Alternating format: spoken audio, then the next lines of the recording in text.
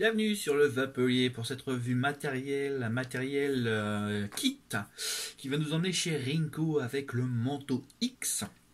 Un kit que vous retrouverez aux alentours de 50 €. Voilà. Donc tout de suite, direction l'unboxing. Voilà la boîte du Manto X mèche 228 watts. Kit de chez Rinko, comme vous le voyez. Donc là j'ai la version grey, hein. C'est un peu carbone si vous voulez. Sur le côté on a les logos, derrière on a ce que contient la boîte ici avec les messages d'attention ainsi que le scratch code et tous les sites concernant le constructeur et de nouveau les logos. Voilà, donc une boîte, moi je la trouve plutôt jolie la boîte. C'est plutôt stylé. Voilà, donc à l'intérieur, qu'est-ce qu'on a? On a une petite carte avec les différents coloris, ainsi que d'autres objets de la marque Rinko. Voilà. On a une carte d'identité, hein. On a le certificat de qualité. On a le manuel d'utilisation qui est en chinois, malheureusement ça c'est pas très malin, mais il y a des images sur le Métis, donc c'est l'atomiseur. On a le message d'attention avec les batteries et on a le manuel d'utilisation, cette fois de la box en anglais, mais il y a aussi beaucoup d'images, c'est très facile à comprendre, donc il n'y a pas de problème. Même si vous ne parlez pas anglais, vous allez comprendre. Ici, alors on a d'une part la box, d'autre part le Métis, et d'autre part on a voilà une seconde boîte. Donc cette boîte comprend le kit, enfin le câble micro USB, je vais y arriver. Voilà. Et des joints de rechange qui sont tout au fond, mais ils sont un peu coincés, donc je vais pas les sortir, mais vous voyez, ils sont tout au fond, il n'y a pas de problème là-dessus. Voilà. Maintenant, on va sortir le tout.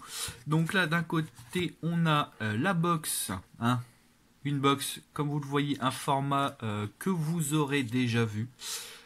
Parce que voilà, je vais prendre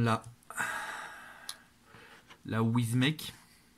Comme vous le voyez, c'est quand même assez semblable à beaucoup d'égards. Par contre, j'ai remarqué tout de suite qu'elle avait un large bouton Fire. Ça, j'aime plutôt bien. C'est un mélange d'alliage de zinc et de plastique. L'écran est plutôt joli. Il est plutôt clair.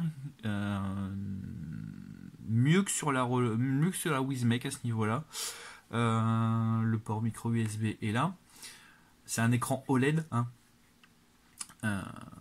Donc voilà, elle mesure 40 mm de largeur, 75 mm de hauteur et 37 mm d'épaisseur. Voilà. Moi, il y a juste un point sur lequel je suis pas spécialement fan, c'est voilà la trappe où on met les accus. Donc vous avez voilà ici, juste au-dessus des plots, un moins et un plus. C'est pour la remettre. Je trouve que c'est pas hyper évident à voir sur le temps si ça fonctionne très bien ce système. Je suis pas convaincu à 100%, on va dire. Voilà. Mais bon, on a quand même voilà le Manto X 228. Voilà. On a tout ce qu'il faut. Moi, je la trouve plutôt style, plutôt design. Il y a des petits jeux là. Il y a un tout petit renfoncement très discret. J'avais beaucoup aimé la Wismec pour ça, j'aime beaucoup voilà, la Manto X pour la même chose, on va dire. Donc voilà, le bouton Fire comme moi j'aime beaucoup. Il est beaucoup mieux adapté au doigt que la Wismec. Son écran vraiment est très lumineux, un peu sensible aux traces de doigts, faudra faire gaffe. Mais bon, ça c'est pas gênant. Donc comme d'habitude, 1, 2, 3. Voilà, là vous voyez que ça clignote, on change, on passe en TCR, en SS, en titane, en nichrome, en bypass et on revient sur les watts. Voilà, c'est assez classique, on a toutes les informations. Vous la trouverez également en rouge, en bleu et en noir, voilà, en tout noir. Donc voilà, moi une box qui me plaît beaucoup. Voilà, on va passer sur l'atomiseur. Alors l'atomiseur, c'est le Métis Mix. Zoomer un petit peu, voilà. Alors, le Métis Mix, il mesure 41,3 mm de hauteur sans le drip tip et 25 mm de diamètre. Il a une contenance de 6 ml. Il a des résistances en mèche, donc en single qui fait 0,15 ohm, en dual qui fait 0,2 ohm, en triple qui fait 0,15 ohm et une Q4 mèche qui fait 0,15 ohm également. Il a un drip type 810 avec une connexion 510. Là, le connecteur n'est pas réglable, mais c'est pas grave puisque c'est le cas sur la box. Là, on a un truc, enfin, on a une belle gravure, hein. C'est pas en relief, mais belle gravure qui se marque bien. Il n'y a pas photo. On a deux airflow, voilà. Et pour remplir, on ouvre, on dévisse le dessus comme ceci. Voilà.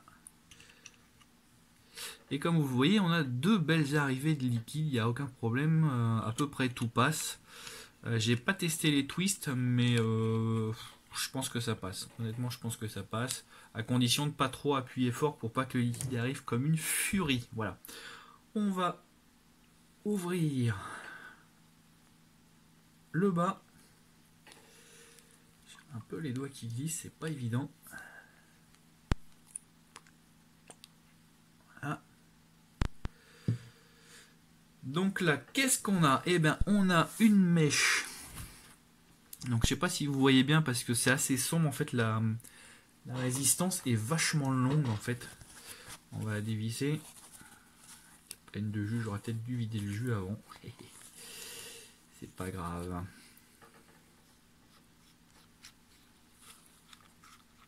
Vous voyez, la résistance est plutôt longue. Elle est plutôt même très longue. Elle a donc, c'est une mèche, là c'est la single, comme vous le voyez ici. C'est la single coil, single mesh en Cantal 0,15 et il conseille de la vaper entre 40 et 70 watts. Voilà. Donc là je l'ai un petit peu utilisé, on voit le fond quand même. Voilà. Et là en fait ça doit se connecter avec cette partie. Et c'est ce contact qui fait que bah voilà, on a du fire.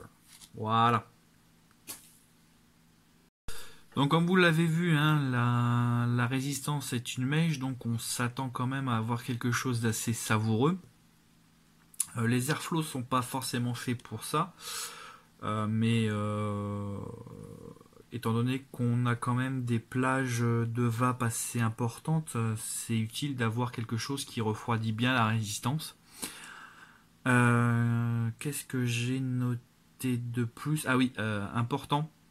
J'ai eu le tour, donc c'est pour ça que je vous préviens tout de suite. Quand vous recevrez cet atomiseur, la résistance sera dedans.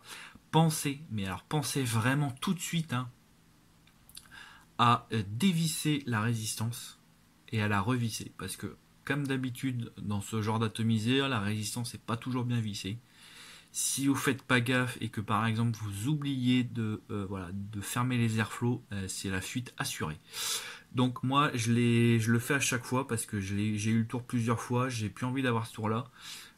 J'ouvre mon atomiseur à vide, je dévisse la résistance et je la revisse, au moins je suis sûr que là je l'ai bien vissé. D'autant plus que à visser c'est pas hyper évident, elle a une assez longue portée de vis. Donc voilà, c'est vraiment à vérifier tout de suite parce que sinon je vous garantis que c'est la fuite directe. Voilà, je crois que j'ai tout dit sur cet atomiseur. Ah non, il est en acier inoxydable et Pyrex. Voilà, j'avais oublié, avec un drip tip en Delrin. Voilà. Là, j'ai tout dit. Et ben tout de suite, on va se diriger vers la dégustation. Voilà, donc un kit impeccable, il n'y a pas de problème. Bon, c'est vrai que niveau forme, ils ne se sont pas trop foulés chez Rinko. Ils ont purement et simplement copié la forme de la Wismec, à peu de choses près, ou de la RX R2 tiers. Ouais. Voilà, bon, c'est un choix comme un autre. Moi, c'est une forme que j'aime bien parce qu'elle tient parfaitement, c'est vraiment nickel chrome. Il n'y a rien à dire à ce niveau-là, c'est plutôt impeccable. Donc ça m'a pas dérangé plus que ça, mais quand je l'ai vu, je me suis dit, waouh, c'est copier-coller quoi. Alors, hop, on va ouvrir les airflow à fond. Voilà, donc j'ai mis un liquide dans 70% de VG pour voir justement, avec les grosses ouvertures, je me suis dit, bon, normalement ça doit passer. Là, je suis à 57 watts pour 0,17 ohms. Elle est détectée à 0,17 ohms. C'est parti.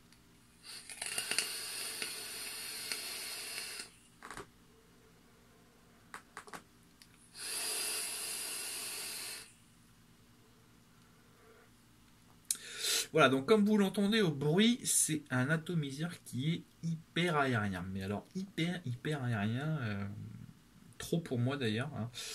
Moi généralement, enfin pas généralement, sur celui-là je le ferme à moitié pour avoir quand même plus de saveur parce que là pour le coup c'est pas top.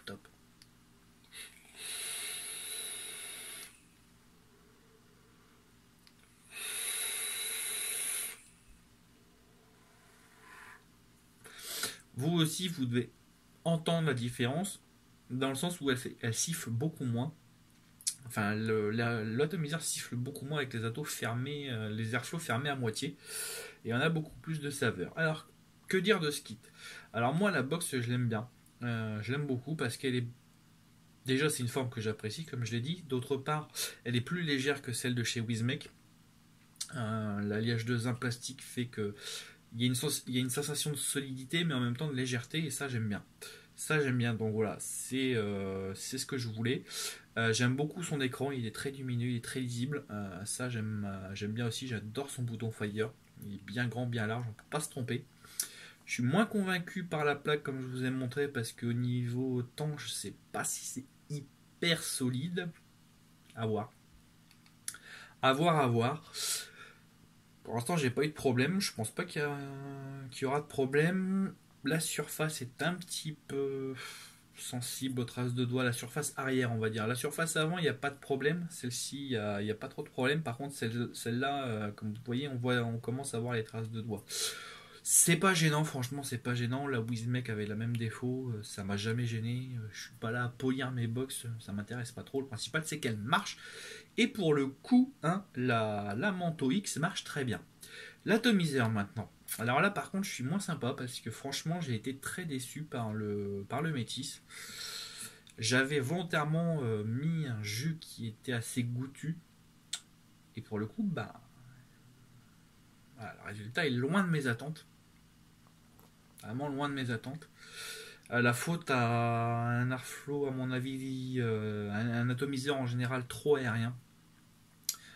Il n'y a quasiment pas de dôme ni de cloche comme je vous ai montré, donc du coup bah, on a quelque chose qui se concentre pas et du coup bah, voilà, on a quelque chose qui fait de la vapeur, ça il n'y a pas de souci, mais qui sacrifie les saveurs. Et c'est un petit peu dommage.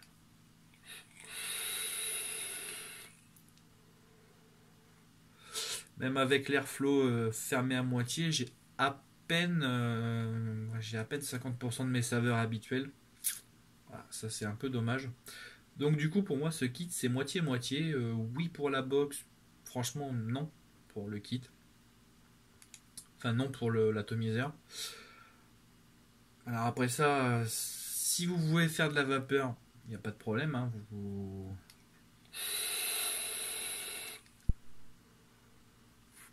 Je suis à 57 watts. Il y a de la vapeur, ça, il n'y a pas de problème. Si vous voulez de la saveur, c'est pas vers ça qu'il faut vous tourner. Voilà. Ce qui explique sa note de 4,4 sur le vapelier. La box rattrape un peu l'atomiseur, mais dans l'ensemble, voilà.